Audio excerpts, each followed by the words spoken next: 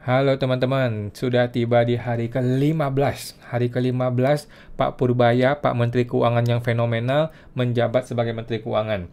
Hari demi hari, setiap hari beliau itu selalu membuat gebrakan, membuat terobosan yang membahagiakan banyak orang dan juga membuat was-was beberapa orang ya. Nah, teman-teman, kenapa kita sampai membuat video hari demi hari seperti ini? Karena pertama memang ada janji dari Pak Purbaya sendiri ya, bahwa dia akan memperbaiki ekonomi dalam waktu 3 bulan, mau pertumbuhan ekonomi 6-7% ya, kita buktikan. Yang kedua adalah kita pernah punya trauma, pernah seorang menteri keuangan yang brengsek ya, kemudian juga pernah punya presiden yang brengsek, yang akhirnya tiba-tiba 10 tahun, 15 tahun sudah berlalu dan hancur satu negara gara-gara oknum menteri dan oknum presiden ini, teman-teman ya. Kita tidak mau Pak Purbaya seperti itu. Kita mau dia jadi orang yang benar, orang yang betul, dan kalau memang bisa memimpin ya kita dukung. Kalau nggak bisa ya mending mundur. Gitu ya, teman-teman ya. Oke, hari ke-15 tanggal 23 September. Luar biasa Pak Purbaya ya. Masih hidup, masih selamat dia sampai hari ini ya. Luar biasa. Kita lihat berita apa aja hari ini. Oke, Purbaya ingin kendala Cortex bisa beres dalam 1 bulan. Oke, ini lu kira lu Superman, Pak? Jadi Pak Purbaya ini bukan Superman ya, bukan Superman, bukan Batman, bukan Spiderman, bukan juga Avengers ya. Pak Purbaya sampai hari ini belum pernah buka Cortex. Oke, pernah nggak dia buka Cortex di depan muka kita semua? Nggak pernah. Padahal kan gampang tuh. Dia punya laptop atau punya iPad, tinggal diputar aja. Dia ketik Cortex djp.pajak.go.id, dia enter. Biar tahu, Pak, isinya Cortex tuh kayak apa, sesampah apa. Biar dilihat, Pak, di Cortex. Langsung di komputer Bapak, di preview ke kita semua. Biar tahu, Pak. Jadi, lu aja nggak pernah lihat itu Cortex kayak gimana, tiba-tiba lu begitu yakin ini Cortex bisa beres dalam 1 bulan. Begini, Pak. Cortex itu sudah dimulai sejak 5 tahun yang lalu, Pak. 5 tahun di coding, diberesin, dibikin tendernya, ada tim-tim IT-nya, ada orangnya, ada pemimpinnya, dibentuk tim khusus, makanya 196 orang kalau nggak salah sebagai pimpinan di Cortex itu. 1 Januari launching, hancur semuanya, Pak. 1 Januari 2025 launching, rusak semuanya. Ternyata sampah, ternyata abal-abal. Ribut dong, begitu ribut, entah siapa ya, Sri Mulyani atau Surya Utomo yang menjanjikan akan beres dalam 1, 2, 3 bulan. 3 bulan nggak beres. Daripada gue di penjara, gue panggil Pak Luhut. Kan kira-kira gitu ya. Pak Luhut masuk dong. Pak Luhut masuk. Janji lagi, mau diberesin dalam waktu 1 tahun. Atau kalau salah 1 tahun ya, atau 6 bulan gitu ya. Terus Pak Luhut malah marah-marahin rakyat ya. Lu semua jangan ngomel-ngomel terus ya. Dukung dong, dan sebagainya gitu ya. Akhirnya anggaran yang 1 triliun lebih dibuang ke laut. Oke, dan gua mendengar bahwa softwarenya itu menggunakan software yang tidak open source, codingnya tidak open source. Artinya lu mau bawa tenaga IT 1000 orang juga percuma kalau lu nggak bayar ke suppliernya, ke vendornya. Masalahnya vendornya yang gua dengar sudah ditendang atau alias dipecat. Gara-gara apa? Kita nggak tahu. Apakah gara-gara gitu ya? Kita nggak tahu, teman-teman ya. Tapi intinya Cortex ini sudah bermasalah sejak awal, di tengah, dan di ujung, di akhir, sampai launching semuanya bermasalah. Dan semua itu tidak diungkap kepada publik. KPK pun kita masih menunggu ya. Nah, sekarang Pak Purbaya bilang 1 bulan mau memperbaiki Cortex. Lu Superman, Pak, 1 bulan perbaiki Cortex. Kita baca ya. Pak Menkeu Purbaya menargetkan perbaikan kendala dalam Cortex bisa selesai waktu 1 bulan. Oke, gini Pak Menkeu, Pak Purbaya, gue tanya. Seandainya 1 bulan nggak bisa beres, apa konsekuensinya? Anda berani mundur, Pak Purbaya? Oke, dia bilang dia nggak mau mundur. Lu mau pecat nggak? Pecat nggak Pak Bimo? Pecat nggak si Dirjen Pajak? Nggak juga. Oke, lu mau pecat nggak orang-orang yang bekerja di Cortex? Nggak mau juga. Lu mau pecat nggak orang IT di Cortex? Kalau nggak juga, buat apa Anda kasih deadline 1 bulan? Kalau deadline itu jika dilanggar tidak ada konsekuensi, tidak ada sanksi. Yang ada sanksinya aja belum tentu dilaksanakan. Bisa dia langgar, apalagi tidak ada sanksi. Itu namanya omong kosong, Pak Purbaya. Aduh, Purbaya. Purbaya mengatakan terus memantau progres perbaikan Cortex System pada DJP. Nah, pertanyaan gua, apa yang Anda pantau? Apa yang Anda pantau? Ngerti coding? Tidak. Ngerti bahasa Python? Tidak. Ngerti HTML? Tidak. Apa yang Anda pantau? Kemudian setelah Anda pantau, apa perbaikannya? Gue tanya. Tidak ada, teman-teman ya. Cortex ini sudah seperti virus, seperti ular berbisa yang siapapun yang menyentuhnya bisa keracunan, bisa mati. Karena itu semua orang nggak mau sentuh. Oke, gua rasa Pak Purbaya juga berhati-hati ya. Jangan sampai dia ikut campur, kemudian dia yang dicokok sama KPK. Bahaya sekali. Dia pun berencana mendatangkan ahli teknologi informasi untuk mempercepat perbaikan Cortex System. Aduh Pak Purbaya, Pak Purbaya. Keterlambatan di Cortex akan kita perbaiki secepatnya ya. Dalam waktu 1 bulan harusnya bisa. Itu problemnya IT kan, tanda tanya ya. Nanti saya bawa jago-jago IT dari luar yang bisa memperbaiki itu dengan cepat. Oke, jadi gini Pak. 1. Mengajak orang IT bayarnya pakai apa? Uang siapa untuk bayar? Cortex itu adalah sebuah sistem, sebuah proyek yang sudah ada anggarannya. Masih ada nggak anggaran untuk bayar IT? 1. Yang kedua, perjanjian elu dengan si vendor apakah memperbolehkan IT dari luar masuk? Ini yang gue dengar, programnya adalah program yang tidak open source. Artinya hanya boleh menggunakan tenaga IT dan software dan coding dari pihak vendor yang orang Korea Selatan. Kalau dia nggak mau buka gimana? Lu bawa orang IT nih, orang pinter nih, dari Harvard, dari mana? Dia tidak punya kunci untuk buka coding. Lu mau apa? Oke, jadi yang pertama terkendala dari biaya, uang dari mana? Yang kedua terkendala dari si perjanjian kerjasamanya, apakah diperbolehkan terima orang luar? Yang ketiga, kalaupun kedua tadi bisa diselesaikan, dia masuk nih, dia coding nih. Pertanyaan gua, 1 bulan itu dasarnya dari mana? Dia kira memperbaiki coding yang miliaran baris ini kayak ini kali ya, kayak kasih uang 200 triliun gitu ya. Nggak bisa, Pak. Uang tidak bisa membereskan masalah IT. Masalah IT itu mesti dicek coding by coding, 1 baris demi 1 baris. Itu tidak bisa dilakukan 1 bulan, Pak. Masalah keempat, sambil lu perbaiki coding, bagaimana dengan sistem yang sedang berjalan? Kalau di dunia handphone atau laptop itu ada yang namanya beta 1, beta 2, beta 3. Ada yang namanya macOS 16, macOS 15, macOS 16.1 gitu ya. Kan Cortex nggak ada begitu tuh. Kan Cortex nggak begitu kan? Pertanyaan gua, sambil lu memperbaiki coding, bagaimana mereka-mereka yang sedang menginput faktur pajaknya? Orang-orang yang lagi input faktur pajak, yang lagi input di Cortex, tiba-tiba lu ubah codingnya. Kemudian dia nge-print, ngeklik print. Yang jadinya apa? Yang jadinya berantakan, Pak. Berantakan. Jadi Pak Purbaya bukan Superman. Cortex itu harus di shutdown, dimatikan dulu, perbaiki di bengkel, oke, masukin bengkel, perbaiki, kita kembalikan ke DJP online. Ini baru betul Pak caranya Pak. Setelah sudah diperbaiki, sudah cantik, sudah keren gitu ya, sudah bagus, sudah di testing error dan trial and error, semua sudah bagus, kembalikan Cortexnya. Itu kalau mau, tapi gua rasa nggak bisa ya. Kalau orang IT yang benar, ini Cortex adalah sampah yang harus dibuang ke tong sampah. Kembalikan ke DJP online, kita perbaiki DJP online. Begitu aja Pak, lebih gampang Pak. Aduh Pak Purbaya. Pada kesempatan yang sama, Pak Bimo ya, Dirjen Pajak menyebut Cortex System memiliki jangkauan yang luas sehingga perlu waktu untuk menyempurnakannya. Lah, kalau nggak Pak Bimo, gue mau ngomel sama Surya Utomo udah lengser ya. Ini barang sudah disiapkan 5 tahun yang lalu. Ketika 5 tahun yang lalu, lu tahu dong database kita tuh ada 50 juta orang. Lu tahu dong. Ketika ini barang disiapkan di level tender, ketika dia di tender, lu tahu dong berapa banyak database penggunanya. Kenapa sekarang sudah launching, sudah berbulan-bulan, sudah 9 bulan launching, baru lu bilang ini nggak sanggup, atau ini database-nya kebanyakan, atau ini servernya kekecilan. Lah nggak bisa dong, waktu lu tender, udah tahu belum?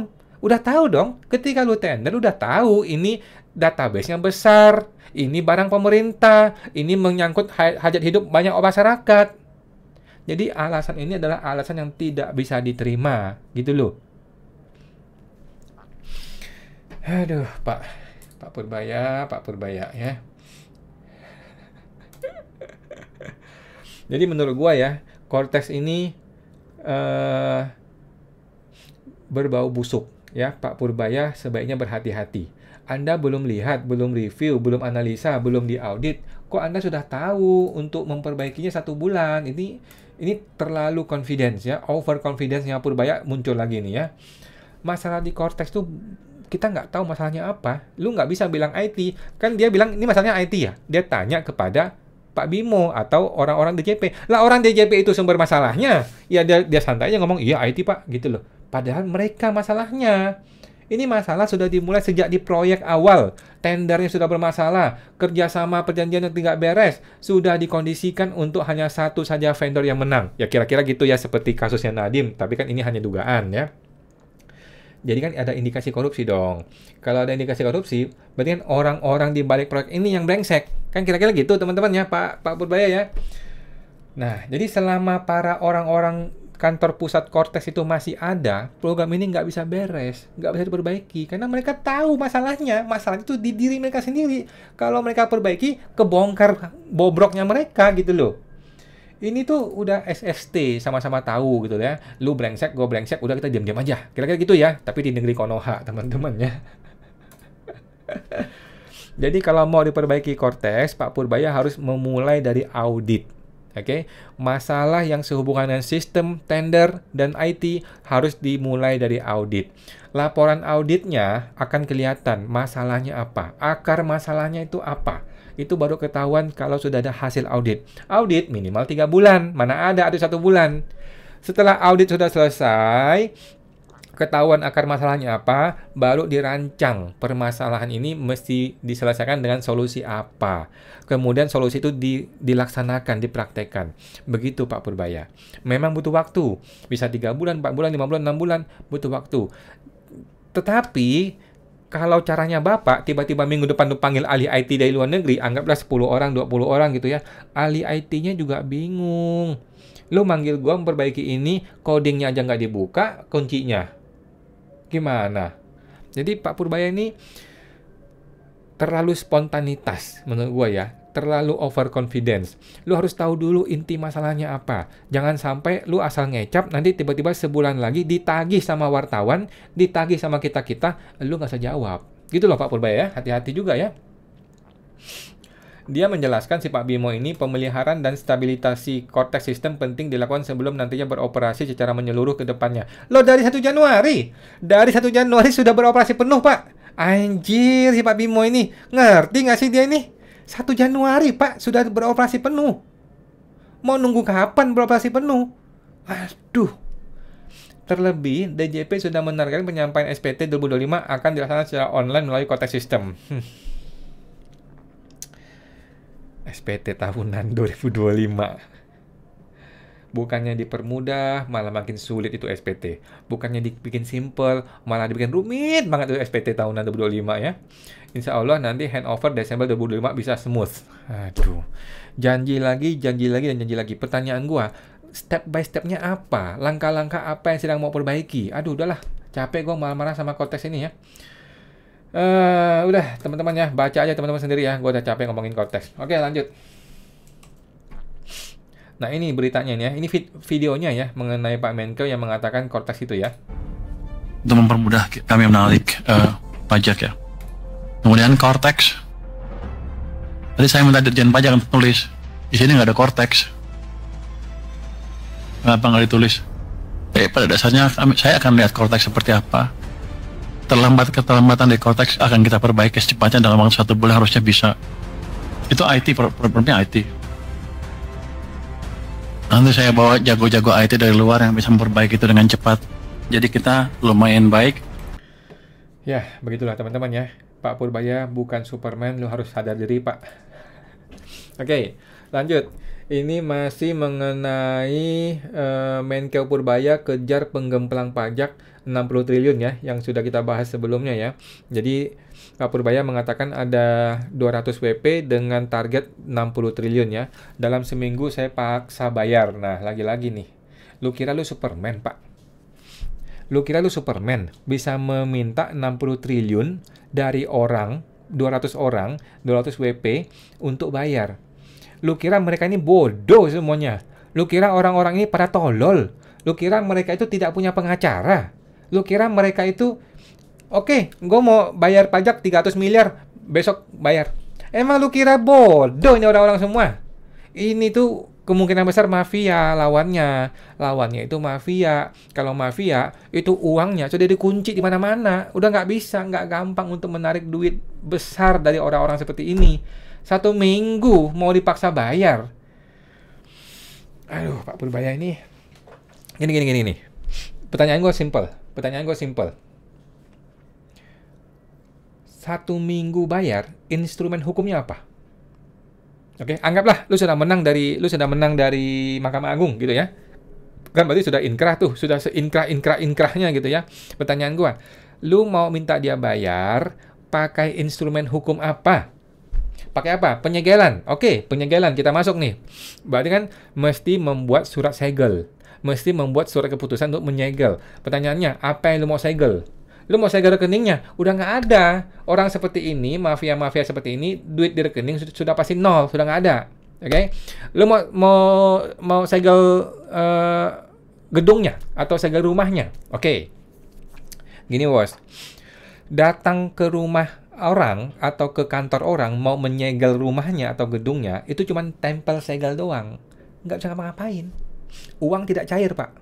Ya, 60 triliun nggak bisa cair ke rekening. Lu hanya bisa menyegel, membuat sebuah stiker, barang ini disegel untuk kepentingan pajak. Udah gitu doang. Nggak bisa ngapa-ngapain. Oke, penyegelan nggak bisa. Narik rekening nggak bisa. Lu mau apa lagi? Penjara. Nah, panggil polisi, panggil jaksa, panggil pengacara, gitu kan? Pertanyaan gua, instrumennya apa?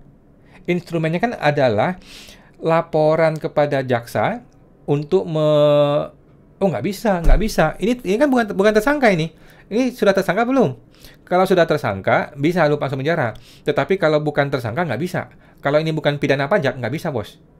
Nah, kita anggaplah ini pidana, oke? Kita berasumsi ini adalah pidana pajak. Lu tangkap tuh, masuk penjara. Lu kira orang-orang kaya begini pada bodoh, pada tolol? Enggak, teman-teman ya. Begitu lu panggil polisi atau jaksa, orang belakang sudah masuk ke kantor polisi, kasih duit, keluar orangnya. Ini kan di Konoha, teman-teman. Ini cerita Konoha, teman-teman ya. Kalau Indonesia mah nggak ada begitu ya. Jadi, meminta uang 60 triliun dalam 1 minggu itu adalah omong kosong, tidak bisa dilakukan. Lu mau masukin dia penjara, kan berarti kan mau ngancam dia dong. Mengancam, kalau lu nggak bayar, gue penjarain gitu kan. Baru lu ngomong begitu aja, nanti malam sudah ada orang yang ngurusin di kejaksaan dan kepolisian. Sudah diatur ini, diatur semua ini. Ini kan orang kaya, bos. Ini kan lawannya bukan orang miskin, orang kaya ini. Dan kemungkinan mafia. Kalau mafia, sudah ada backingannya di kantor polisi sama jaksa. Gimana Pak Purbaya? Jadi tidak mudah untuk mendapatkan 60 triliun dalam 1 minggu. Tidak mungkin, kalau gue bilang nggak mungkin. Lu kira para tolol itu, para pengusaha-pengusaha gede begitu? Aduh, jadi Pak Purbaya lagi-lagi overconfidence ya, overconfident, terlalu yakin, terlalu percaya diri, sesuatu yang tidak diukur. Kepercayaan diri itu mesti diukur, dihitung gitu loh. Lu bikin surat aja 1 hari, ngirimin surat 1 hari, kemudian melakukan pemaksaan 1 hari, kemudian belum kalau dia ngelawan. Kalau dia ngelawan, ada surat gugatan ke pengadilan. Begitu ada surat gugatan ke pengadilan, proses penyegelan atau proses pemblokiran ditunda, Pak. Bisa ditunda berapa lama? Bisa berbulan-bulan, bisa bertahun-tahun. Oke? Jadi langkah yang Pak Purbaya akan lakukan apa? Nah, gue menduga nih ya, teman-teman, gue menduga langkah yang paling mungkin akan dia lakukan adalah bernegosiasi. Dia panggilin nih 200 BP nih ya. Dia panggilin 200 BP, datangin ke kantor dia. Bro, sis, kan lu ngutang nih sama gue 60 triliun. Lu bayar aja 30 triliun. Lu bayar setengah aja. Gue bebaskan lu dari masalah pajak. Dan ini semua kita tutup, kita diam-diam aja, nggak akan gue publish. Pak, kalau gitu apa bedanya lu dengan para koruptor? Apa bedanya lu dengan para penjahat-penjahat pajak di luar sana? Apa bedanya lu dengan Rafael Alun? Pak Purbaya, apa bedanya lu dengan Rafael Alun? Yang kerjaannya adalah bernegosiasi, mengubah angka pajak semau hatinya, supaya apa? Supaya win-win solution. Begitu ya teman-teman, silakan ada komentar teman-teman. Lu komentar deh, bagaimana menurut lu Pak Purbaya ini? Bisa nggak 1 minggu 60 triliun masuk? Kita nantikan yang janji dia ya. Kita nantikan janji dia apakah betul dalam seminggu 60 triliun bisa masuk. Minggu depan berarti hari apa nih? Minggu depan hari Senin tanggal 29 ya. Kita nantikan nanti. Oke. Nah ini tadi ya, dia bilang ancam hidupnya tak tenang ya. Jadi sudah mulai main ancam-ancaman ya Pak Purbaya ya. Jadi ternyata Pak Purbaya itu hanya asik sama wartawan saja ya, tetapi kalau sama rakyat, apalagi rakyat yang punya hutang sama dia, yang ada piutang pajaknya, dihabisin dong. Kenapa dia mau mengancam begini? Karena dia punya instrumen hukum, teman-teman ya. Aduh, kasihan ya rakyat jelata kayak kita ini ya. Kesalahannya si orang itu belum tentu salah. Belum tentu orang itu salah, gue bilang ya. Karena banyak oknum pemeriksa pajak yang sembarangan menyatakan pajak masih dibayar angkanya besar. Oke, kita dengar itu teman-teman. Mengenai rokok ini, yang penting adalah kita ingin menjaga jangan sampai saya mematikan industri rokok domestik sementara. Oke, ini masih ngomongin rokok ya. Rokok. Nggak ada di kepala saya, Anda mau Oke, pakai masih apa? ngomongin rokok. Pak Anggito rangkap jabatan Enggak, Pak Anggito selesaikan di keuangan. Oke, Anggito tuh jadi ini ya, jadi ketua komisioner BPS ya. Oke lah, Pak Anggito ya, goodbye Pak Anggito. Berarti yang ngurus penerimaan siapa Pak? Jadi Saya nggak ada dulu. Pak estimasi belanja IKN kemarin nggak? 6 triliun bukan Pak? Ulang. Ada IKN berapa? 6 triliun ya? 6 triliun bukan Pak?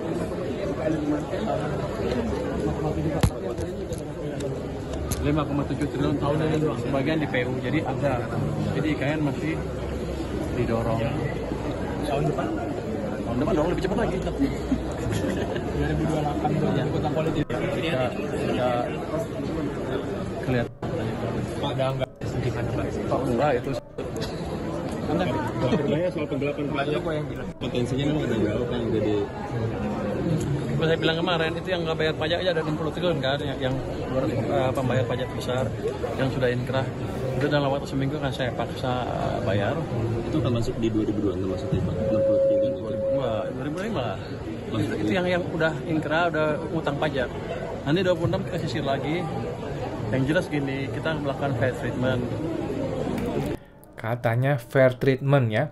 Kalau mau fair treatment Pak, diulang kembali pemeriksaannya Pak. Lihat kembali pemeriksaannya. Apakah pemeriksaannya sudah adil atau belum adil? Apakah waktu itu ada pemerasan atau tidak ada pemerasan? Jangan-jangan ada Pak. Tetapi kan, apakah dia mau capek-capek ngecek kembali ke pemeriksaan? Belum tentu. Kalau udah bayar pajak jangan diganggu sama sekali dan nggak ada lagi cerita pegawai pajak meres-meres itu. Udah nggak ada lagi cerita pegawai pajak meres-meres itu. Pertanyaan gue gini Pak ya, kalau di kantor pajak tidak boleh merekam audiovisual, bagaimana bisa Bapak meyakinkan dan memastikan bahwa pegawai pajak tidak memeras? Bagaimana Pak? Di kantor pajak tidak boleh merekam. Kalaupun terjadi pemerasan, kita tidak bisa buktikan Pak. Sekarang Bapak bilang tidak boleh memeras. Lah, bagaimana Bapak bisa memastikan dan meyakinkan bahwa tidak boleh memeras di kantor pajak kalau kita nih wajib pajak tidak boleh merekam, Pak? Jadi, omongan Bapak ini tidak nyambung dengan fakta di lapangan. Fakta di lapangan terjadi pemerasan. Fakta di lapangan wajib pajak tidak boleh merekam. Fakta di lapangan karena tidak boleh merekam, maka tidak ada cerita pemerasan. Yang ada hanya cerita-cerita di warung kopi, Pak. Faktanya kita tidak bisa merekam. Karena kita tidak bisa merekam, kita tidak bisa membuktikan ada atau tidak ada pemerasan. Gimana dong Pak Purbaya? Ngomong doang Pak Purbaya. Cabut dong itu larangan merekam di kantor pajak semua Pak, kalau berani. Nanti saya akan buka channel khusus untuk pengaduan masalah itu. Nah, dia mau buka channel khusus pengaduan. Aduh Pak Purbaya, di DJP sudah ada pengaduan resmi. Ada lagi yang namanya Komwasjak. Ada lagi namanya Wise Kemenkeu. Ada yang namanya Prime Kemenkeu. Ada lagi namanya Itjen Kemenkeu. Sudah ada yang namanya saluran pengaduan itu sudah ada Pak. Tetapi nggak jalan. Kenapa? Karena saling melindungi. Sesama bis kota jangan saling mendahului. Sudah saling melindungi sesama oknum. Gitu loh Pak. Jadi pengaduannya sudah ada. Bapak tidak perlu membuka channel baru. Tidak perlu. Nggak perlu tiba-tiba bikin lapor Mas Wapres gitu ya. Seperti nanti jadi lapor Mas Purbaya. Nggak usah ya. Lapor Purbaya tuh nggak perlu. Sudah ada Pak jalur pengaduan, tinggal diberesin, dipecat semua oknumnya, dibikin orang yang benar, yang betul gitu ya. Dan pengaduan itu harus terbuka dan transparan. Masa tiba-tiba pengaduan gua nggak diurus, tiba-tiba dibilang tidak ada pelanggaran katanya. Lah, gue tanya, prosesnya bagaimana? Orangnya sudah dipanggil atau belum dipanggil? Gua aja pelapor belum dipanggil. Kok tiba-tiba sudah dinyatakan tidak ada masalah? Komwasjak lagi ya, Komisi Pengawas Perpajakan. Komwasjak gue sudah laporin. Dia bilang kami tidak punya gigi, nggak bisa melawan. Kami hanya menyalurkan doang laporan lu ke DJP. Bangsat, kalau gitu ngapain lu ada? Gue langsung aja ke DJP kalau gitu kan. Memang tolol nih Komwasjak ini ya. Jadi Pak Purbaya punya banyak PR di Kementerian Keuangan, terutama di DJP ya, Direktorat Jenderal Pajak. Terlalu banyak masalah di DJP yang sudah dibangun selama puluhan tahun sama oknum-oknum seperti Surya Utomo dan Sri Mulyani ya. Tidak perlu Pak bikin kanal pengaduan baru. Sudah ada pengaduan, tinggal diperbaiki sistemnya. Aduh. 60 triliun tahun ini ya Pak masuk? Tahun ini. Pasti masuk Pak? Pasti masuk. Kalau nggak dia selesai hidup di depan sini. bisa lebih besar dari 60 atau tidak? Masih kan yang lagi diinvestigasi Pak? Ada yang besar sekali tapi belum bisa saya buka. Jadi terima kasih semuanya. defisit aman. Sektor. Oke, jadi dia yakin sekali yang 60 triliun akan masuk minggu depan ya, karena ditanya tahun ini, dia bilang tahun ini, tapi dia sudah bilang minggu depan, 1 minggu dia mau perbaiki, mau minta 60 triliun. Jawaban gua, Pak Purbaya bukan Superman ya, jangan sembarangan ngomong, jangan sembarang over promise ya, terlalu banyak janji tapi omong kosong. Mana bisa 60 triliun dalam waktu 1 minggu? Kalau bisa, nggak apa-apa, kita dukung Pak. Tapi apakah bisa? Lu kira para penggemplang pajak ini orang bodoh, tolol semua? Aduh, udah, lanjut. Ini mengenai... Oh, ini yang banggar DPR ya. Untuk saya aneh, kan yang punya uang saya, harusnya dia oke. Tadi saya suruh menjawab pertanyaan Pak Said. Jawab katanya, 2 bulan, 2 liter. Tadinya pemerintah mengusulkan 2 bulan, 10 kg masing-masing bulan, terus 1 liter. Itu tadinya ya. Terus Pak Said minta 2. Saya challenge, ya udah kenapa 2? 5 liter aja sekalian. Yang nggak berani Pak Said rupanya. Jadi jangan salahkan saya. Pak Said bilang kami nggak berani, saya minta 2 aja. Ya udah saya kasih 2. Jadi sudah jawab, saya sudah jawab ya Pak Said ya. Dan ini baru awal. Masih boleh ngomong? Kita siap Pak, kita kan sisir. Pasti saya udah lihat tuh banyak anggaran yang nggak keserap. Daripada nongkrong di sana di BI atau di rekening pemerintah, saya bagikan ke masyarakat dalam bentuk tadi subsidi tadi. 2 bulan itu baru percobaan Pak. Kalau masih kurang kita tambah lagi. Jadi Bapak nggak usah takut, saya komit.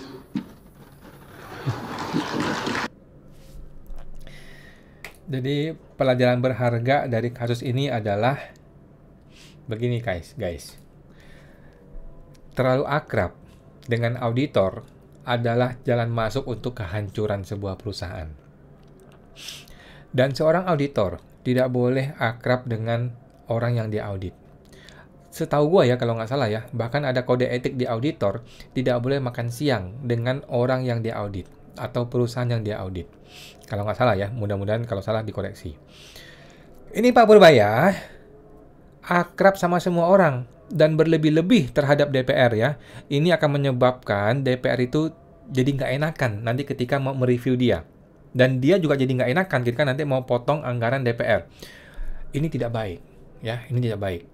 Menurut gua sebaiknya menjaga jarak dengan auditor. DPR kan auditor ya. DPR adalah auditor dari pemerintah kan. Bukan auditor lah ya, istilahnya apa istilahnya? Pengawal atau mengawasi lah ya. Mengawas dari lembaga pemerintah kan. Salah satunya Kementerian Keuangan. Jadi tidak tepat. Gaya-gaya kedekatan antara Pak Purbaya dengan DPR ini sedikit-sedikit agak ngeri-ngeri sedap. Karena akan menyebabkan kehancuran bagi Pak Purbaya itu sendiri. Oke, lanjut. Oh ini. Jadi gua juga kemarin baru sadar ya bahwa Pak Purbaya itu punya akun Instagram namanya Purbaya Yudi Official dan ternyata dong komentarnya dikunci Pak.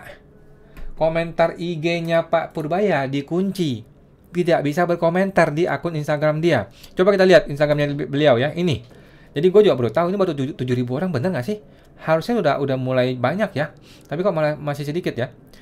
Jadi udah mulai banyak nih orang yang memfollow dia. Ternyata dong semua akun dia tidak bisa di komentar. Udah gitu dia main ini lagi, main apa ini? Apa istilahnya nih? Tagar-tagar gitu loh ya. Udah main tagar-tagar Purbaya Yudi Sadewa, Menkeu. Ini bener nggak sih akun dia? Gue takutnya ini akun bohongan ya. Ini belum di ini lagi, belum dibintangin biru gitu loh. Gue takutnya ini bohongan ya. Government official. Mudah-mudahan bener ya. Mudah-mudahan bener ya ini si Purbaya ini ya. Jadi akun Instagram pejabat negara tinggi, Menteri Keuangan tidak bisa dikomentar oleh rakyat. Pertanyaan pertama gue adalah, dia terinspirasi dari siapa, guys?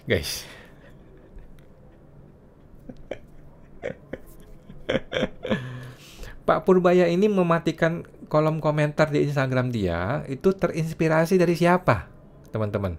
Lu jawab deh teman-teman ya, tolong jawab ya di video ini ya.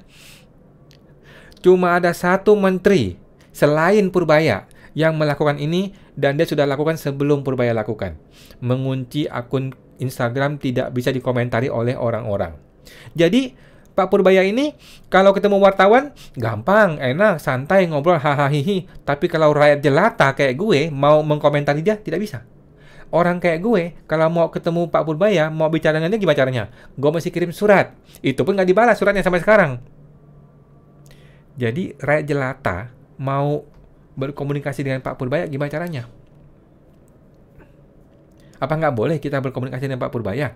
Nggak boleh kita berkomentar di akunnya Pak Purbaya? Aduh, kenapa? Ini 11-12 nih dengan seorang oknum menteri nih. Aduh, jadi gue sedih ya Pak Purbaya mematikan akun komentarnya. Coba kita lihat, ini akun Pak Prabowo ya. Akun Prabowo sudah 15 juta follower. Biasa-biasa aja tuh. Komentar banyak tuh teman-teman ya. Nah, komentar banyak teman-teman ya. Presiden kita yang komentar banyak nih. Nah, jadi Pak Purbaya ini belajar dari mana untuk mematikan komentar di Instagram dia?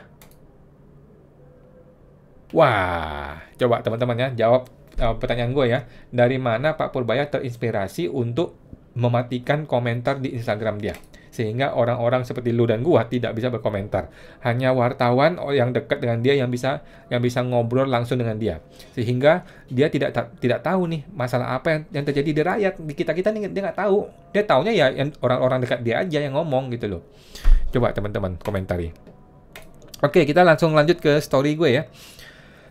Story gua ini kemarin jadi mengenai 60 triliun dan 200 wajib pajak, ini gua sudah meminta kepada PPID Kementerian Keuangan ya untuk mengeluarkan daftar pakai Excel ya, daftar 200 WP tersebut siapa saja, jumlah tagihannya berapa, nomor SKP-nya berapa dan sebagainya.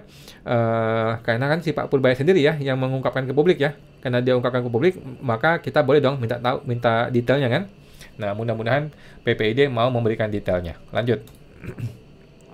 Ini Prabowo, Purbaya akan bawa jago-jago IT dari luar negeri untuk perbaiki konteks. Oke.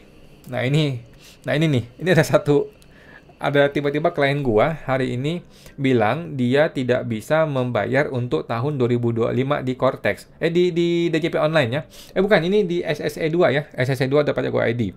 Hanya bisa membayar untuk 2024. Nah, jadi ternyata gue juga baru sadar teman-teman ya, gue juga baru ingat DJP online dan pajak Go ID yang lama itu tidak bisa membayar untuk 2025. Kalau bayar 2025 hanya bisa di Cortex. Oke? Pertanyaan gue adalah kenapa sistem ini tidak mencegah hal tersebut, tidak mengedukasi hal tersebut? Harusnya gini loh, harusnya sistem ini ada pilihan 2025. Tetapi ketika orang memilih 2025, dikasih warning, mohon maaf, ini sistem sudah tidak bisa, Anda mesti pindah ke website ini, namanya cortexdjp.pajak.id, gitu loh. Kan gampang dibikin sistem seperti itu, tetapi tidak dibikin. Akhirnya apa? Orang bingung. Kalau orang bingung, orang cari siapa? Orang cari konsultan pajak, mesti bayar lagi konsultan pajaknya, kan gitu. Alangkah gampangnya kalau dia bikin di sistem internal dia, kan beres. Oke, lanjut. Ini Hotman Paris ya yang mendukung tax amnesty. Kemudian anggaran 2026 MBG 335 triliun ya. Anggaran luar biasa besar ya. Seharusnya sih dilepas saja itu MBG. Oke, Bapak Anggito, selamat tinggal ya. Selamat tinggal. Sampai jumpa lagi. Dia akan pindah ke LPS ya. Mudah-mudahan di LPS lebih oke lah ya. Thank you Pak Anggito. Lanjut. Program pajak itu harus dijalankan dengan betul, tapi jangan peras wajib pajak. Oke. Aduh. Gimana dia mau bilang petugas pajak jangan peras wajib pajak, sementara kita tidak bisa merekam di kantor pajak. Sementara kita kalau diperas, kita mau chatting, mau komentar di akun Pak Purbaya aja tidak bisa di Instagram dia. Apa negara ini ya? Gimana kita ini rakyat jelata mau komplain? Nggak bisa, Pak. Bapak aja matiin akun Instagram komentarnya. Purbaya tegaskan WP harus diperlakukan dengan baik, bukan diperas. Dua omong kosong lah. Purbaya akan kejar 60 triliun ya, ini oke. Nadiem ajukan pra-peradilan. Ya, semua orang akan ajukan pra-peradilan ya. Purbaya sindir Banggar DPR, saya tantang 5 liter, nggak berani rupanya. Oke, ini kan bercandaan itu ya, DPR. Menkeu janji perbaiki kota 1 bulan ya, juga singgung inflasi. Oke, 1 bulan. Oke, ini Purbaya ingin kendala kotes 1 bulan. Oke, beres. Untuk menjadi negara maju, Indonesia adopsi Sumitronomics. Oke. Aduh, ini mungkin mesti orang ekonomi yang ngomong ya. Ini kan jelas-jelas adalah pencitraan ya. Jelas-jelas hanya untuk mengentertain Pak Prabowo ya, Sumitronomics. Kita juga nggak ngerti apa itu Sumitronomics dan seberapa bagus dan seberapa hebatnya Sumitronomics itu. Dan kalau dia bagus, kenapa dari dulu nggak dijalankan, gitu kan? Jadi harusnya tuh Prabowonomics lah, itu lebih oke lah ya. Kalau mau minta hati ya Pak Prabowo, Prabowonomics lebih oke ya. Oke, ini ya. Dia pandai ngelucu juga ya. Lucu banget nih Pak Purbaya. Mau kejar 60 triliun dalam 1 minggu. Aduh, Superman lu. Oke, komentar dikunci ya. Kasihan banget kita ini ya, rakyat jelata ya. Oke. Lanjut, Pak Mahfud. 3 bulan lagi ultah Cortex ya. Pak Purbaya berjanji Cortex 1 bulan lagi lancar ya. Ya, Superman ngomong gitu ya. Warung hingga e-commerce dilarang jual rokok ilegal. Menkeu Purbaya kita akan mulai tangkapin. Pertanyaan gua, Pak, cara Bapak nangkapnya bagaimana? Bapak kan bukan polisi. Bapak kan bukan jaksa. Gimana mau nangkapnya? Mau kerjasama dengan polisi dong? Nah, Bapak kan tahu sendiri. Polisi di Konoha itu kerjaannya begini. Nangkapin, kemudian minta duit, kemudian keluarin. Itu di negeri Konoha ya, polisi begitu, Pak. Bapak gimana mau melibatkan polisi? Lu kira polisi gratis? Jadi di negeri Konoha itu, polisi sudah tahu ada rokok ilegal. Dia sudah tangkap, tetapi ketika ditangkap, di kantor polisi tinggal bayar duitnya, kemudian keluar. Kemudian dagang lagi dia, dagang seperti biasa. Nah, Pak Purbaya mau menghilangkan budaya itu. Pertanyaan gua, lu mau bayar polisi berapa banyak? Itu di negeri Konoha, teman-teman ya. Kalau polisi Indonesia mah pada bagus ya. Mimpi aja mau nangkap. Jadi daripada dia fokus nangkapin penjual rokok yang ilegal, lebih baik dia fokus memperbaiki bea cukai, memperbaiki importir ilegal itu yang mesti diberesin. Gitu loh Pak Purbaya. Oke, Pak Hotman. Oke teman-teman ya, itu aja di hari ke-15 ya. Berarti kan ini sudah menjelang 1/6 dari masa promonya, probationnya si Pak Purbaya ini ya, 90 hari. Mudah-mudahan beliau akan betul-betul menjadi pemimpin yang baik, menjadi menteri yang baik ya. Kita sangat menantikan. Sejauh ini menurut gua dia sudah on the track ya. Terlepas dari segala blundernya dia, segala asal ngomongnya dia, segala overconfidence-nya, menurut gua dia sudah on the track. Memang inilah yang terbaik yang bisa dia lakukan. Gitu loh. Sudah terbaik menurut gua sih, sudah terbaik. Kalau mau lebih lagi nanti malah jadi blunder, malah jadi ribut sama orang ya. Oke teman-teman, itu aja. Kita nantikan hari besok bagaimana apa yang akan dilakukan. Sampai jumpa, semoga terbantu.